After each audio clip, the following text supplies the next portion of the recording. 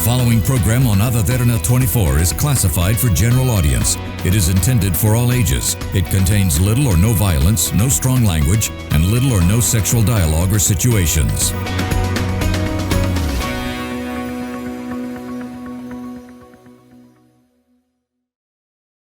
We would like to remind our viewers that the views expressed in this program by our participating guests are solely viewpoints of them who take part, and does not reflect the views and beliefs of the Derana Media Network.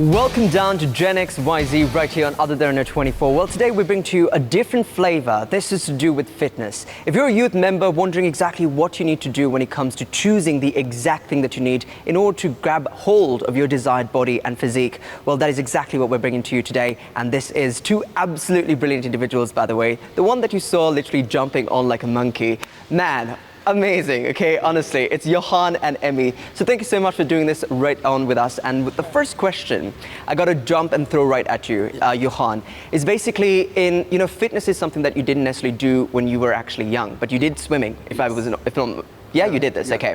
So what was the inspiration behind really like finding yourself, finding your transition as well as a whole? See, what I've seen is like we all forget after school, after done sports, most of us, if I say 90% of us, we stop working out and we stop being healthy. One thing that asked me the question that the older you get, you need to be more stronger and look good. So that's one of the main reasons.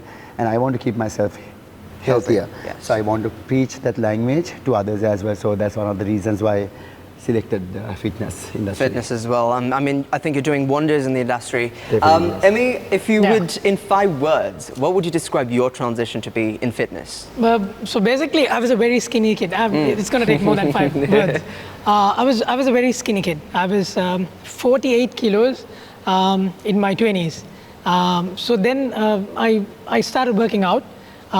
Then just because I wanted to get more little bigger and get more attention, to be honest. Then I was into the traditional lifting routines, and then came somewhere with that. And then I understood there's a lot more to that. When I started, the reasons that I started and now, and why I do it now is very different. But yeah, I started because I was skinny and I wanted to get little bigger than what I was. Can I ask you what the reason is now? Why are you doing it now? Like simply explain. Now, I'm in my 30s. In my 20s, I thought, I want to look good. I want to look a certain way. And that's why I'm going to do that. Now, I still want to look a certain way, but it's more of a lifestyle and it's more of a healthier approach than the looks. Right. Because more, like he said, when you grow old, you understand, okay, you need to be more functional, more healthier. You have to move more than what you used to be. So I think now it's that focus. I want to be more healthier. In my, when I become way older than this, yeah.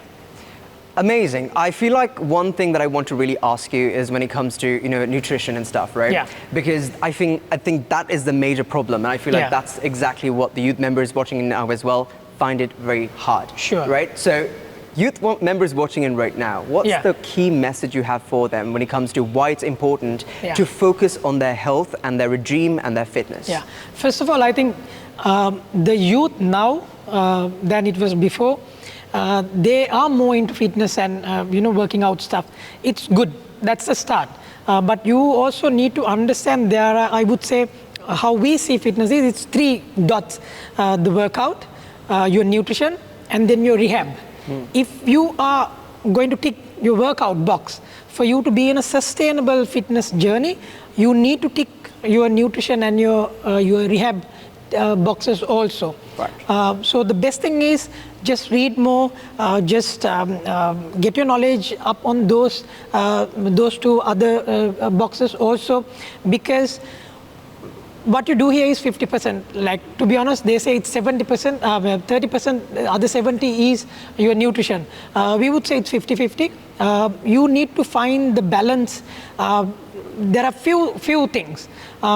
Just because you eat healthier, that doesn't mean that you are eating calorie densely. There's calories and there's nutrition you have to learn if you are doing this. So learn about these things depending on what you need to achieve with fitness. It may be bodybuilding, it may be becoming stronger, or any other purpose. So depending on that goal, you need to know what you need to consume. They say you are what you eat. Exactly. So just learn about those two things also. Then it'll help you to be on a very sustainable fitness journey. Yohan, something in the lines of what Emmy mentioned, right? Nutrition. Right now in Sri Lanka, if you consider it, there's a lot of junk food. It's becoming more and more junky as much as we actually speak right now as well. Yeah. When it comes to healthy food, it's very expensive. It's very hard to find as well. So how do you navigate this, especially being a youth who's actually they're not financially stable right now because they've got university and so much more. Yeah. How do they find the balance there? See, one thing that we have done changes at Fit is we don't believe in always eating healthy, basically counting your macros and micros. See, if you're a bodybuilder, you need to do all of that, but 95% of the clients that we get to come here, they are not looking to be a bodybuilder. They want to have a healthy lifestyle. So in that scenario, we are not focusing to be counting macros and micros all the time. We find a balance in that. So we say everything, if you do too much, it's not going to be good. Even if you eat clean for a longer time, your body get sustained, as in you go for a weight plateau. You need to have that change, so body need to be shocked. So we use this theory called 50-50. If I say correctly, I personally go through a new diet plan which have liquor in it. So we add liquor into 4 days. And Sorry, Yohan, I'm going to cut you off there a little bit. What's a weight plateau? What exactly is that? Weight plateau is in, say, example, you've been doing a certain thing for a time period. So it has been worked. Say you lost 5 kilos. Now you've been doing this routine for some time period, more than 3 months. What happened? Your body understand, and then body decided, okay, this is the amount of calories that I'm going to get into my body. So this is the energy level that I'm getting. From here, I know what to do. So the body go for a survival system, and he recognize what to do. Example, so now say the first day that we do burpees, it's hard for us. But 3 months down the line, your body knows how to do burpees. Why? Because it's been practiced and it's a thought to your body. So likewise, even the food, to everything that we do, we get used to things. So that's why we need that sudden shock. Or if I say we need to change the diet plans. So in the modern world, as you correctly said, we are into a lot of junk food, and finding those lines is very difficult. And back in days when we were going to school, we never eat from the canteen. It's a luxury for us. Eating McDonald's is a luxury for us back in days. But And I was still thin. yeah. You're so thin. So what we have done is, what we have found the new art where you eat the junk, have your liquor, but in the same time you can have your six pack. So that's the theory that we preach here, because end of the day, to everyone, if you take a family, mother and the father both works. So in that case, it's very difficult to do your meal prep. So we teach a new theory where you do 50-50, you balance it out. So if you had a little bit of liquor or junk food, you cut down on the next day, you go for intermittent fasting, something like that. We preach in a different language so that anyone can get adhere and anyone can enjoy fitness as a lifestyle. Because for us, fitness is a lifestyle. Right. More than anything, it's a mental health. Because if you success in that, you can achieve anything in the world. So if I add a bit more to that, you can lose weight while eating cake, only eating cake. Sugar is not bad. Excessive sugar is bad. It's not only what you eat, it's also how much of what you eat. Maybe eating cake, the only thing as your food, there's a question of it's being nutritionally dense or not. But there aren't any bad food, There's bad eating behavior. If you eat a piece of cake, that's okay. But if you're eating piece of cakes every day, that's bad. You can be on a calorie deficit while eating whatever. It's just that, like I said, you have to find that balance. If you know you're going to eat, or you're going to go out and get more calories in, the next day what you need to do is just wake up and come to fit and burn your calories. That's it. And then maybe not eat another piece of cake that day, so that you'll balance. You'll find that balance, because a diet is a very hard thing to do every day. For how long you're going to do a diet? Diet should be a short-term, purposeful thing. You can't do it every day. But like something like this, our functional workouts, or people who comes here, they're into a lifestyle where they know, okay, I'm going to go out and have a drink today and eat all of that. But tomorrow I'm going to wake up and cry and come and do my burpees, and burn it out. So I think that's what we preach. And that works. Yeah. See, the question there is, in terms of counting your calories, right, Yeah. and your carbs, how do you do that? Because if you go out, Yeah. if you eat junk, if you eat that, you don't have like a scale to sort of count your food. Yeah. That's going to be weird too, carrying like a scale around Yeah. you. So how do you manage that? Like, how do you recognize that's the amount of calories you've consumed? Normally, an average human burns to work your heart, to move around, to walk. Averagely burn around 2,500, 3,000 calories, depending on the weight and the height. Averagely 2,500 to 3,000. But in the same time, you can get a rough understanding of what you're eating, to have that rough basic knowledge of how much counts on the calories, as in if you say piece of cheesecake, how much calories can be. So these things is just a matter of Googling, you can get calorie counts as well. These are the most easiest way of doing it. So if you know your daily routine, and if you know how much burn within the day, so you can add the numbers and get it done. It's not rocket science where you need to take a scale and measure the food, and it's a big hassle. So this is a random calculation that you do, but you know your body, how much intake that you have, in the same time how much you're going to burn. Burn, of course, if you are wearing a wearable workout, then you will understand of how much you are burning. So averagely, with what we are doing, something called HIAT, that is called high intensity active rest training. With this, what we do is we burn around close to 1,000 to 700 average person, and within the day, until another 8 hours you burn.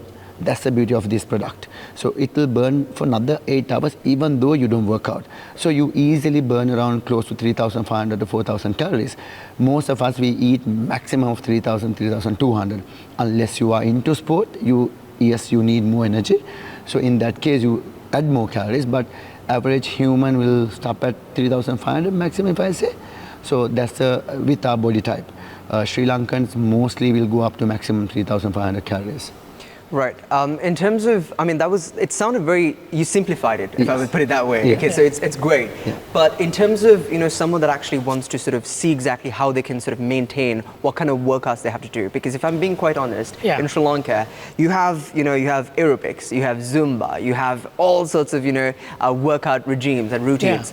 Yeah. How do you choose the right one? Because you guys do something of an amalgamation as well. I think it's up to each and everyone, I would say. If you have a goal, if you have a target, this is what you want to do. You want to get big, you want to lose weight, you want to be healthier, you want to increase your stamina or your endurance.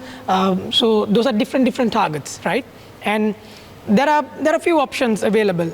You can try these things out, and whatever works for you, works for you. I think it's that simple. Let's say if you are doing bodybuilding or something, that's a sport and a science. That's a different thing. Then you can do that. And if you're doing that, I think counting macros and micros will be a major thing. I would say, okay, do that. That's a separate thing. If you're someone who's going behind your stamina and your endurance increase, then I think something like this would work for them. You can, let's say if you want to lose weight, you can even lose weight while doing yoga. It's just that if you want to lose weight, you have to be on a calorie deficit. If you want to get big, you have to be on a calorie surplus. So if you know get that balance, and if you know this is what I want to do, and if you balance it with your nutrition and your rehab, your workout, I think you can find something that you would fancy. Yeah. Mm-hmm. All right, that sounds amazing because I want to ask something very similar to that, which I think is a massive problem in Sri Lanka right now. I think around the world as well. It's bodybuilding. You said it's a science and it's also a different kind of workout. It's a sport, yeah. I'll talk about that on the other side because it's quite an interesting game there as well that actually goes in terms of nutrition and so forth, right? We'll talk on the other side. We're talking with Emmy and Yohan right here on Other Derana 24. This is Gen XYZ. Let's jump right into a short commercial break.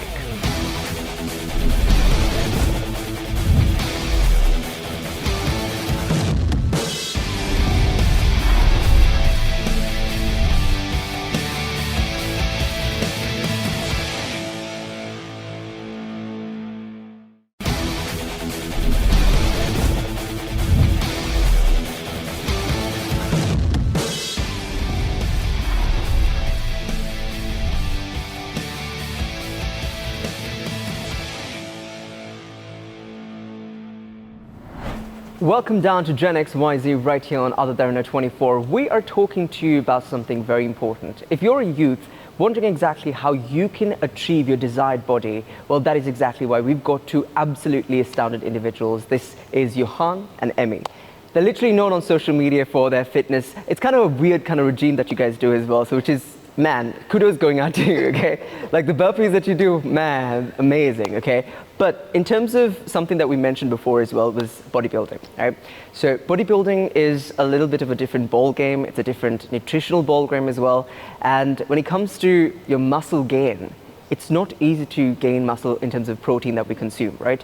So a lot of the youth end up going into something very disastrous. It's steroids and testosterone boosting and enhancements and so forth. What is your take on this? See, it's if I say it's very argumental, I'm 100% right. If I say most of the top class bodybuilders in the world, they actually use testosterone. But it's as an enhancement. Why? Because your body creates certain amount of testosterone, and that is what the key element. And when you take another, say example, your body is creating 9,000 of testosterone and you take another 9,000, what happens is like your advance or your recovery time will be faster. A person who takes testosterone, if a natural way, if you say take 48 hours to recover muscle, with heavy testosterone, you can recover within 4 hours. So example, if I do legs today in a natural body, I have to wait for 2 days to do legs again. That means with the correct amount of protein and correct amount of dieting and recovering. But when you take testosterone, what happens, that whole process will happen within 4 hours. So even if I do morning legs, I can go back and do in the evening. So that fast. So yes, definitely there's an advantage. That's why most of the competitions, if I say national level competitions or international level competitions, they ban testosterone because you have a higher advantage. Saying that, there can be again argumental point in order to, there are certain things that you can achieve with the natural body. And to go beyond that, there can be a reason that can be tested and maybe if it's been approved, certain ones can be approved because in that way you can enhance the performance. If I say a good example, today I can pump 90 petrol or 92, but then why do we pump 95? Because that has a better advantage. So likewise, everything to be technique-wise to, in the same time, the things that we intake have to be advanced. So the modern world is kind of approving these things. But my personal view, I say I am not okay with it, but then people have different views on that. See, the problem there is, I feel like you do mention the fact that the modern world is approving of it, right? Yeah. But then when you take the methods of actually injecting these things, there's injection to, they repeat with, you know, the little needles and all of that, it's not safe. None of this is actually safe. 100% you're right. So, how is it? Like, do you think it should be accepted? Do you think this is the way to go? Or how can you gain like a natural, you know, mass, body mass basically? See, what happens is like on the long run, what happened to your body now, say after 10 years or 15 years or say 20 years, repercussions are going to come, like lungs failure, heart failure, liver failure, internal bleeding. You know, these things will occur. Why? Because naturally you create a certain amount of testosterone. When you get it from outside, your body deciding, okay, I get 18,000, so I don't want to produce the 9,000. So they completely stop producing the testosterone. That is where you need to start keep getting testosterone from the outside, because why your body need it. So when you do that for a long time, as I said, on the long run, the repercussions is going to come. So you can see most of the people are talking about testosterone in international market who have been in the bodybuilding and been in the competition level. We're and talking they about say, all bodybuilders, all basically. bodybuilders. Yeah. Almost, if I say 99.9% bodybuilders are using, if I'm not mistaken. So they now come back and say, you shouldn't do this, you shouldn't do that. There's a way of doing it. So people have different. So for me, if you can achieve, as long as you can keep it your health in one point, and that our point should be even at 50s, even at 70s, you have to be fit. The whole purpose being in fitness is definition of the name is to be fit.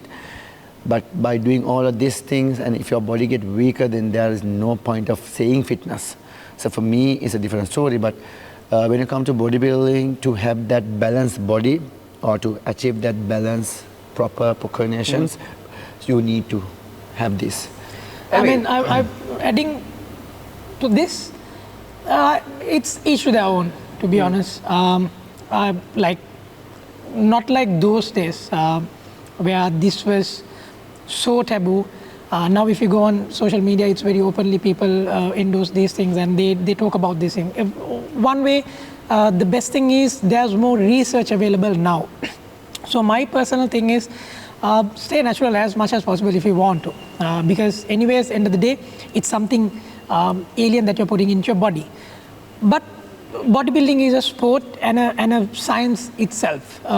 So if that's what you want to do, know the good and the bad, the ugly and the pretty, everything before you do it.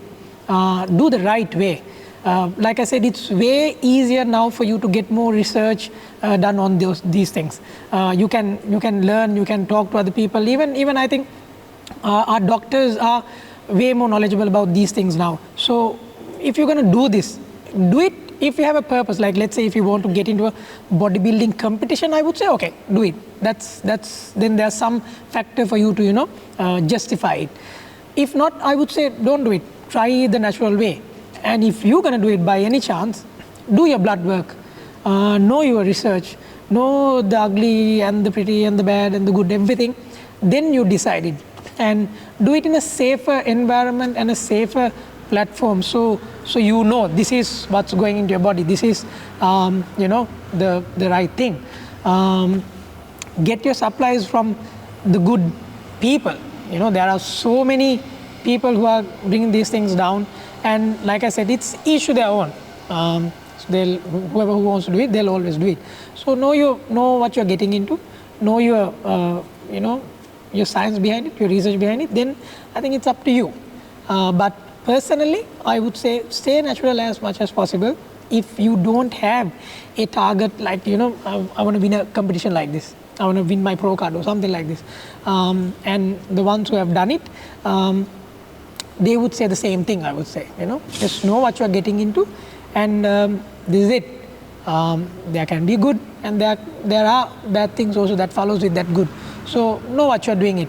And I am sure there's a safer parameter that you can do these things also. So you want to try with that and see, whether this is something you want to try. Yeah, it's up to you, I guess. But know your background and your research. Okay, so you're technically saying if you are in a competition to go ahead with it? Not really. Okay. But if you are taking it, at least, let's say now, I have never taken anything like that. I'm not saying, like I said, for me, I don't think I will do it. But I started this because I wanted to look good. Like I said, I was a skinny kid. I didn't get any attention, so I started working out. And see, Emmy, that's the problem, right? Yeah. So just as much as you are actually wanting to look good and physically build yourself as well, muscle-wise and all of that, many of the youth watching in right now as well, they want to do that, but they want to do it effectively, faster, because everyone likes a quick fix.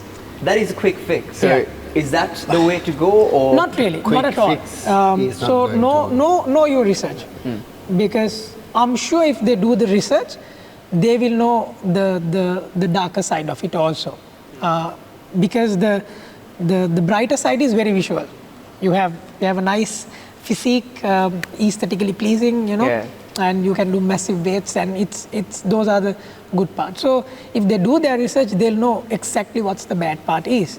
And if that's something that you want to gamble with, I think it's up to them. But I would say, I think to add into that, what I want to say is like people think even if you take testosterone, you will in the next day morning you will have a amazing body. It will never happen as it is. You need to put in that work. You need to put that work, because without that work, nothing will come overnight just because you are taking it.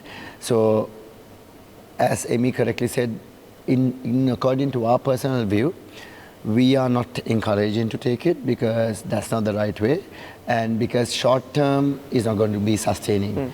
If you are into fitness, if you are into healthy lifestyle, definitely that's not going to sustain.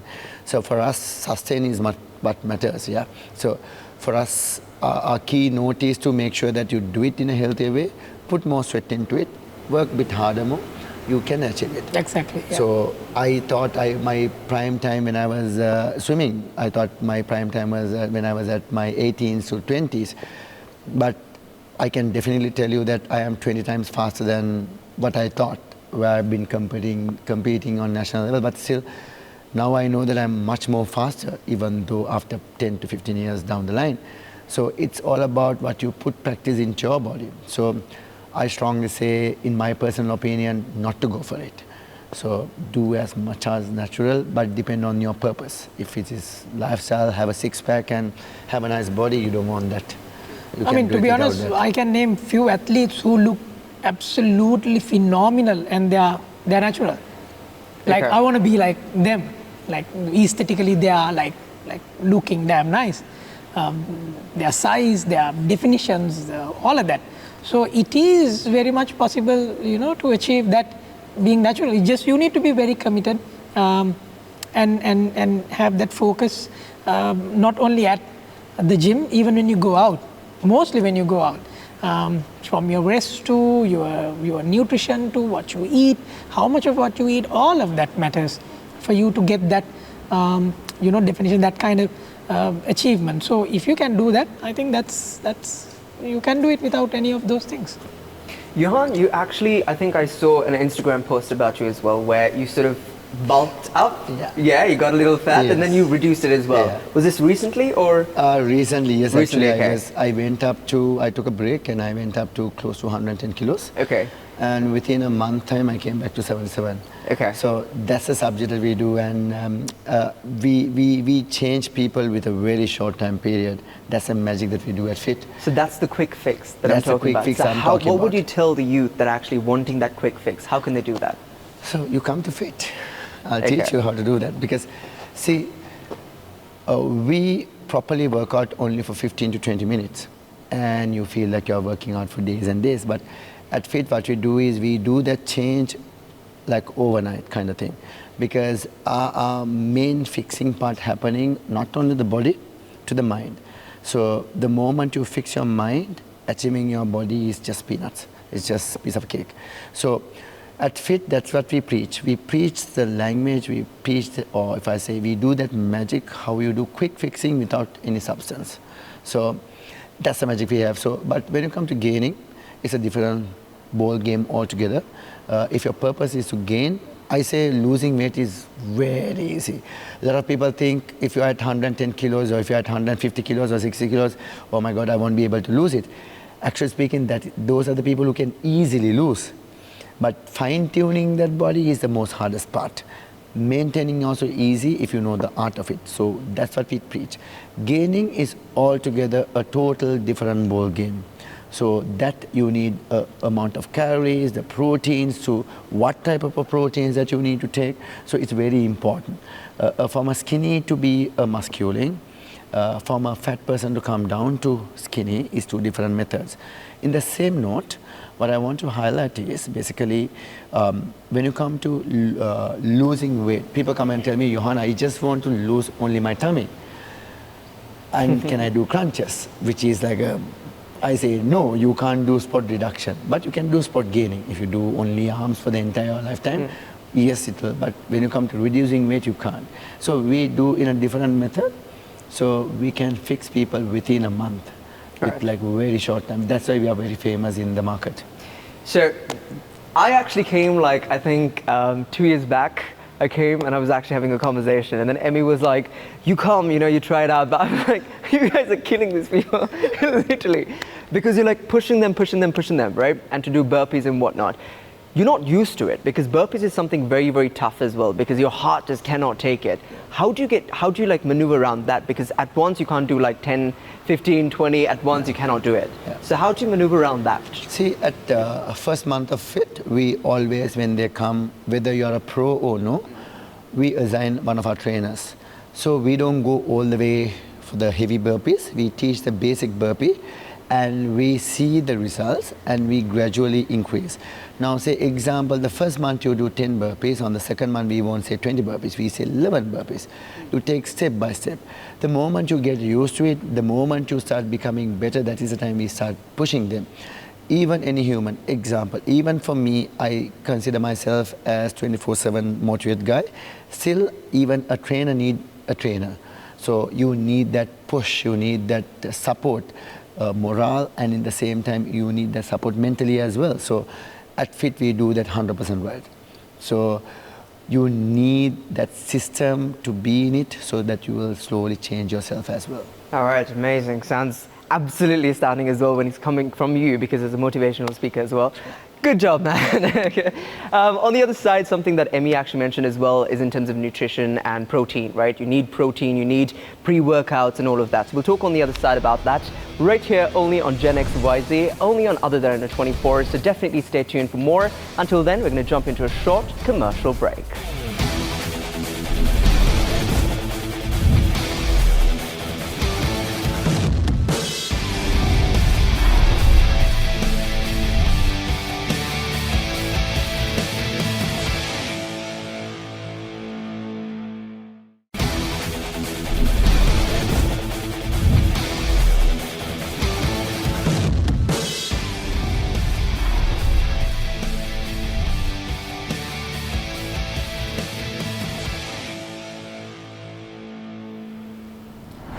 Welcome back to Gen XYZ right here on Other Than 24. Well, we're in conversation with two absolutely astounding individuals talking about the lines of fitness, especially amongst the youth.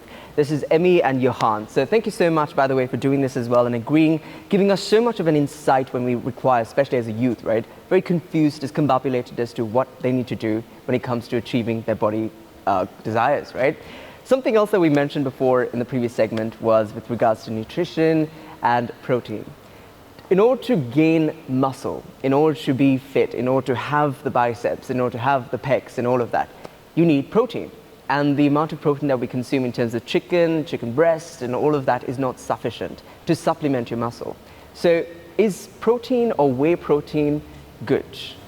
I feel like that's a big question that everyone has right now. Well, I think it's yes and no.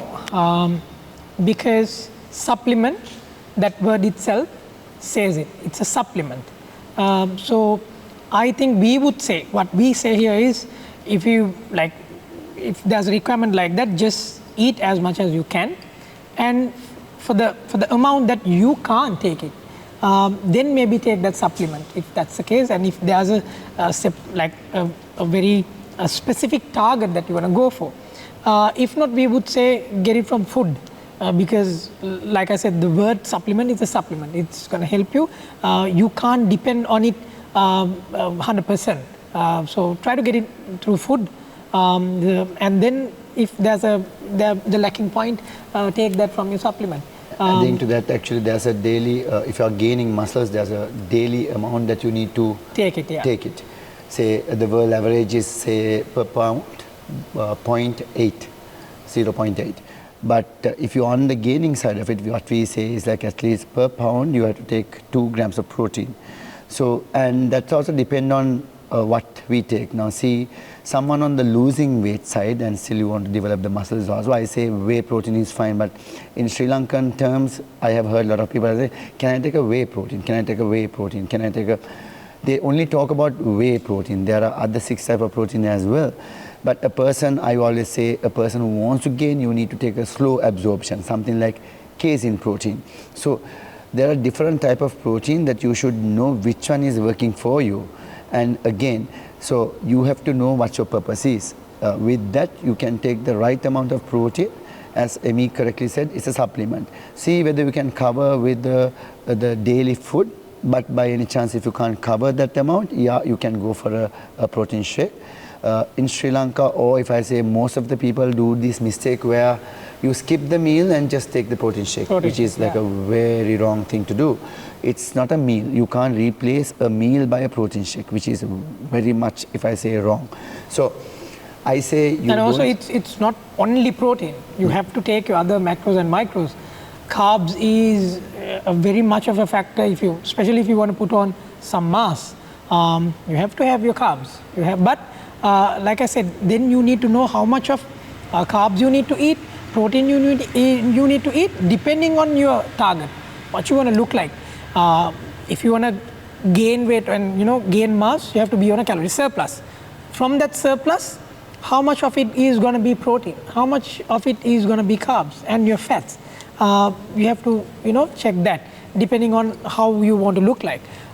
Someone maybe they might be doing a bulking phase, or maybe they are doing a lean bulk. So depending on those targets, it changes.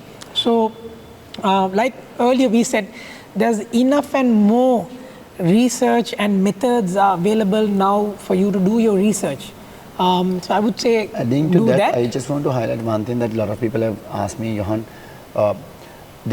Sometimes they have 2 scoops of protein on the shake because I say it's pointless. Having, say, you need to have, say, example, 200 grams of protein a day. Some people just have 50 grams at one go. Pointless because your body can absorb to 35 to 40, depend on person to person, 35 to 40 percentage. So your body is not going to have all the protein that you take at one go. So there's a percentage that it depends on the person to person, the active level of yours. So pointless taking at one go, pointless taking 50 grams of protein or 60 grams of protein, pointless. It's not going to work in that way. You need to do multiple times. Even when you prepare a meal, say you eat 200 grams of chicken. Normally, average we calculate as 26 per 100 grams. But saying that 200 grams having it, it's not going to absorb your entire 52 grams of protein. So it will break down. So you have to know at the time how much you need to take.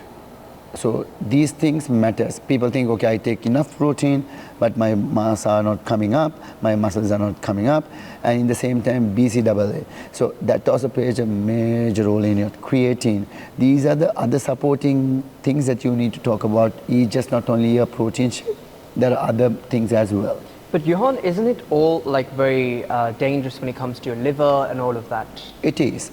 If I say anything, even if it's a Panadol, if you take it, and if you're not drinking enough water, it's a problem because normally we say 65% is water in your system. So if you don't have enough water, everything is going to damage your body, organs, if I say liver. So it have to flush from your system. The world theory is like they say, 3.5 liters you need to take averagely as a human. But I always say we are living in a tropical country, and depending on your active levels, I say minimum of 4 liters to 4.5 liters you need to take. If you are a person who are into athletics, if you are into gyms, who are working out, or you are a person who talk, your day-to-day job is a lot of talking, so definitely you need to drink 4 to 4.5 liters of water. And doing too much of water also a risky thing. Why? Because you can pass your minerals. So as I said before, we need to find the balance. Pointless doing over or doing less as well. Amy, I know you have a very close connection with your mom. Yeah. And something that I feel like everyone has in Sri Lanka is a close connection to their culture. Yeah. And that comes and stems from rice and curry. Yeah. The rice and curry that we have is actually not the good kind of carbs that we need to consume. But we do consume a lot of milk, coconut milk in every meat that we consume, and rice, a lot of rice. What's the best kind of like carbs that we actually can consume? How can we have the same thing that we want to have, but at the same time, avoid having it as bad carbs? Yeah, but the thing is this, the theory that we live by, like I said, there aren't any bad food. There's bad eating behavior. So if you can balance your energy intake, your calorie intake and your calorie expenditure, depending on where you want to go in your fitness journey and how do you want to look or all of that, I think then it's okay. if you are eating, like I eat rice every day, but I know how much of rice I can eat. And after that, I know how much of work I need to come here and do. So as long as I think we balance that, then we are okay. Yeah.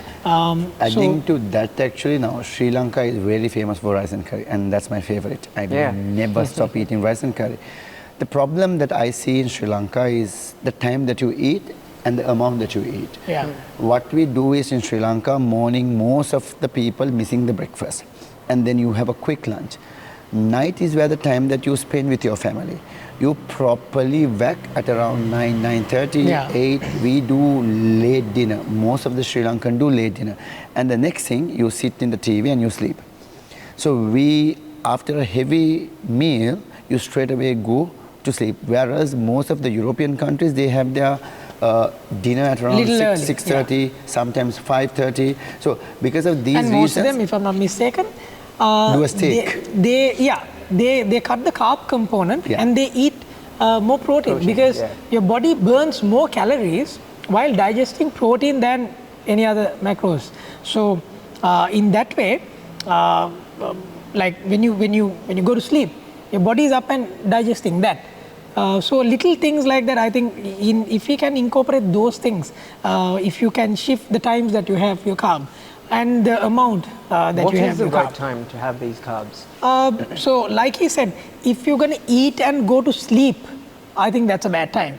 So eat a little early, where you will be still moving after your dinner for few hours, and then you go to sleep, something like that. And then, like I said, the amount of carb that you can eat. You can check for your amount of, like depending on your weight, how much carbs you should eat to be on a calorie deficit, or to be on a calorie surplus, or to have a par level of calories. So knowing that, you can check, let's say, I can eat, as an example, X amount of carbs per day. Then you see, you know, how much carbs in 100 grams of rice. Right. Then take the calculation, okay, I can eat this much rice to complete my carb intake for this day. Same thing for protein, same thing for your fat. And then you can decide, okay, 60% of my calorie intake is going to be protein, so that you are eating more protein dense. And then another 20% is my, or 30% is my carbs, and the next rest is my fats. So like that. And then see how it, you know, changes your physique and your look and how you feel with the amount of you work out here, or I mean anywhere. So what we tell people is, when they come here first, you know what, don't do anything drastic to your diet. Just get used to this, do the workout and see how you change within 2 weeks. And then we take that. Anyways, we check their weight and their measurements, their body measurements. Then we, in another 2 weeks, we check how much it has changed. Depending on that change and where they want to, you know, go, how they want to look. Then we can say, okay, you know what, this is what has happened. So let's change this bit. Let's cut your sugar first, you know, control your sugar intake. And then let's control your carb intake like this and see. We are not cutting everything fully. And then see for another week how your body changes like that. And that's, I think, is a better way of going forward. Like I said, it's okay if you have a target and you do these things very restrictively to get to that point. But if you want to have a sustainable fitness journey, if you want to do this for a long time, then I would think, see how your body changes when you start. Try out few, you know, principles and see what actually gives you, you know, that mental, because your mental health also matters, and see what you fancy. I'm going to cut you off there because I think the both of you, how you've actually created your bodies and everything into a fit base of things is basically you mix it up with bodybuilding and you also do resistant training rather, and also you do like intense, you know, cardio, right? So mainly you combine the both of that. But then there is a say where there might be too much cardio that you do as well, and there might be too much of, you know, body mass that you do as well. So how do you find the balance of that? So the type of cardio that we do is what matters. See, I'll give a good example. A person who runs 10,000 kilometers, a person who runs 200 meters. You see a clear difference in both type of bodies, right? So people who run 200 to 100 are equal to what we are doing, if I say in a simple way without being science into it. Or long-term cardio is something like, you do long distance, you run in the treadmill hours and hours, you're running 10 kilometers, 20 kilometers, hours and hours. So it depends on the type of the cardio you do. So we came up with a new theory called HIAT. That's one of our own innovation. It's called high intensity active rest training. So what is famous in the world, something called HIIT, high intensity interval training. So we do something very different, very different that no one is doing in the entire world. So in this method, what we preach is you become, even on your rest, you becoming in your active stage. So our main workout remains only for 15 to 20 minutes. So it's a short-term period, not 1 hour workout.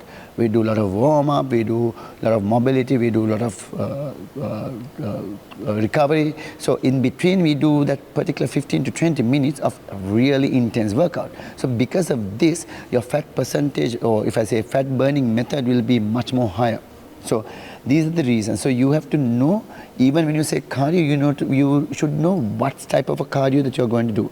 Are you going to run hours and hours in the treadmill, or are you going to do a HIIT workout or a HIAT workout? So depending on the type, you will see whether you are draining out the muscle or no, or you are just draining out the fat. Because if I say in a simple way, our body has 3 energy systems. One is the food energy, the second is the fat energy, and then the last is the protein or the muscle energy. So we should know when we are losing weight, when to stop it. And if you are keep continuing to do, your food energy will be wasting, that is the quick energy, and then the fat energy comes, and then when you don't have the fat energy, that is where you tap into the muscle mass, which is not a good thing. So you should know what type of cardio you do, and you should know when to stop it as well. Then you need to have a switch to weights as well. Weights is very important as much as the cardio. So can you tell me why that is important? Because I think I read a research paper as well prior to this with regards to, as you grow older, it's not the cardio that's actually going to get you, getting up and having yourself mobility. It's more like the muscle mass that you gain.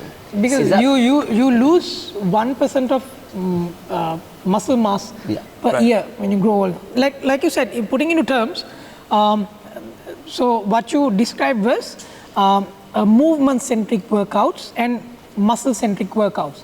So for your long-term health, you absolutely need both.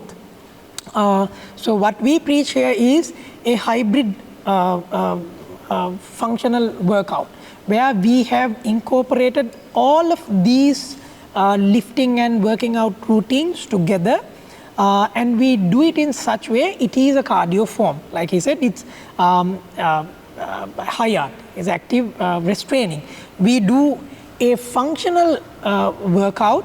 It can be with weights or without weights. And after that high intensity workout, you do a less intensity workout where you're not going to be waiting stagnantly. You will be, it's an active rest workout, something like that, where it will help your heart rate to go all the way up and then come down and settle at a point, and then we repeat this. So it helps to, get the best of both worlds of functional and the muscle centric. And the answering movements. your question also, now Amy also said it, that we lose one.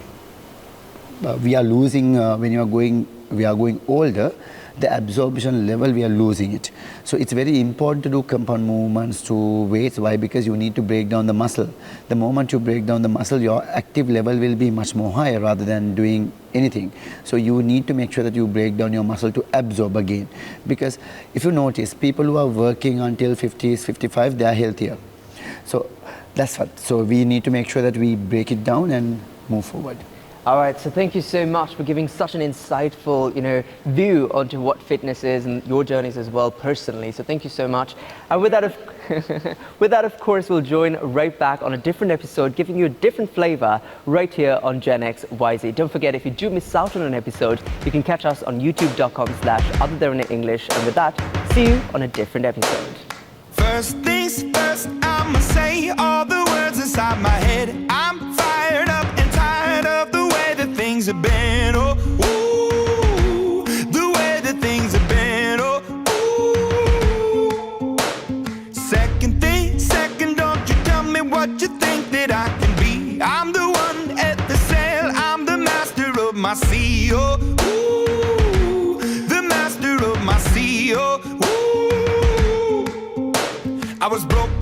a young age, taking my soak into the masses, writing my poems for the few that look at me, took to me, shook at me, feeling me, singing from heartache, from the pain, taking my message from the veins, speaking my lesson from the brain, seeing the beauty through the